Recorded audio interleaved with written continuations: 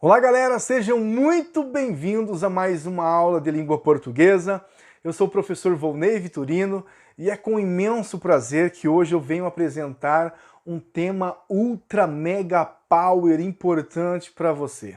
Não só para você que está estudando para vestibular, para aqueles concurseiros também, tá? E assim, mais do que você olhar para uma questão e responder sobre este assunto, vai ajudar bastante para você produzir o seu texto. Na hora de redigir, o que eu vou falar agora é de extrema importância. Eu estou falando, senhoras e senhores, de coesão, elementos coesivos. E nós vamos falar aqui essencialmente de 6 elementos coesivos, ou 6 tipos de coesão, melhor dizendo, que vai ajudar muito você na produção textual e para responder questões também. Primeiramente, vamos entender o que é uma coesão. Olha só, coesão nada mais é que a conexão entre expressões, é a conexão entre palavras, é aquilo que vai amarrar, a grosso modo poderíamos dizer que é isso, vai amarrar as palavras ou os parágrafos, dando uma ordem, tá? Ali, não uma ordem de sentido, porque isso é coerência, mas uma ordem de organização das palavras, das expressões. Isso é coesão. Imagine que você vá comprar ali encanamento para fazer na sua casa, tá? O que você vai acontecer? Você vai comprar um cano que ele é da bitola 25, tá? Não sei se é assim essa expressão. Você vai comprar um cano 25 e aí, para encaixar um cano ao outro, você tem que colocar uma luva, né, um T, uma curva que seja 25 também. Você não pode comprar uma 30, uma 40 ou uma 20, porque ou vai ficar apertado demais, você não vai conseguir encaixar, ou vai ficar aberto demais, solto demais, não vai dar um encaixe. Então, o encaixe tem que ser perfeito. Por isso, a necessidade de você saber qual é o valor semântico de cada conjunção, a que ela se refere, tá? Ela é anafórica, ela é catafórica, lembra dessas palavrinhas? Pois é dentro da coesão que nós vamos estudar. Primeiro tipo de coesão que nós vamos ver hoje, coesão referencial. Professor, cai assim? A coesão que foi utilizada acima é referencial, é sequência. Não. Não cai dessa forma, mas você precisa saber para que você tenha uma ideia de como que foi construído determinado argumento, beleza? O que seria a coesão referencial? Olha só, referencial, o próprio nome já está dando o sentido de referência. Vou dar um exemplo para você, preste bastante atenção aqui neste exemplo. Ronaldinho Gaúcho foi considerado 2 vezes o melhor jogador do mundo.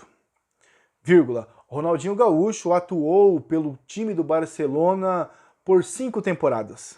Eu menti agora, não sei quantas temporadas foram. Vírgula, Ronaldinho Gaúcho casou-se e teve um filho que mora no Rio de Janeiro.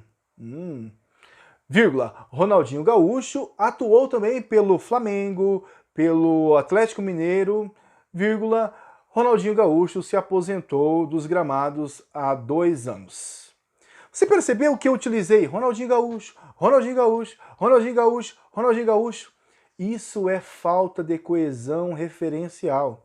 Por quê? Porque tem tantas referências ao nome Ronaldinho Gaúcho que eu poderia atribuir para enriquecer o meu texto. Poderia dizer assim, ó, Ronaldinho Gaúcho foi considerado 2 vezes o melhor jogador do mundo, vírgula, o camisa 10, ou ainda o ex-craque da camisa 10, tá? O ex-jogador do Barcelona, tá? O menino de Porto Alegre. Qualquer um desses elementos faria referência ao Ronaldinho Gaúcho. Percebeu? Então assim, é muito simples você fazer isso daí, desde que o campo de conhecimento que você tenha sobre determinados assuntos seja grande. Você tem que ter um domínio sobre isso daí, beleza? Essa é a coesão referencial. Vamos a um outro tipo de coesão agora, a coesão por elipse. O que é elipse? Elipse nada mais é do que a omissão de um termo. a omissão de uma expressão, de um verbo, de uma palavra, tá? Na verdade, existe uma figura de linguagem própria para omissão de verbo, que é o zeugma. Mas assim, entenda elipse como aquilo que esconde outros elementos dentro de uma oração. Por exemplo, Volney, professor Volney, ministrou aula de segunda a sexta e sábado ministrou à distância. Você percebeu que eu não utilizei o Volney, o professor Volney? Eu omiti. Esse tipo de omissão, essa elipse, é um tipo de coesão. Imagine que se eu fico o tempo todo colocando o professor Volney, não há necessidade disso. Professor, e se eu puser isso daí, está errado no meu texto? Olha, eu não vou dizer que isso configura um erro, mas é uma inadequação textual, tá? Em outras palavras, é um pseudo-erro, sim, tá? Então tem que ter muito cuidado. Vamos a um outro tipo de coesão? Coesão sequencial. Como assim, professor? Geralmente isso é utilizado por pronomes, tá? O próprio nome diz sequencial, ou ainda por conjunções, tá? Alguns chamam de coesão por conjunção também, tá? É bem próximo o sentido, o entendimento disso daí. Quando você está começando a falar algo, tá? Você vai usar ali conjunções, você vai utilizar pronomes, você vai utilizar elementos coesivos nos gerais que dão a ideia de uma introdução de uma conversa, tá? Quando eu cheguei aqui, percebi que vocês ficaram olhando para mim, quando uma conjunção temporal. Logo descobri que vocês estavam olhando para as minhas olheiras, que estão gigantes.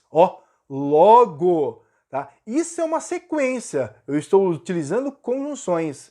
Portanto, percebi que preciso dar um jeito de tirá-las. Portanto, uma conjunção conclusiva.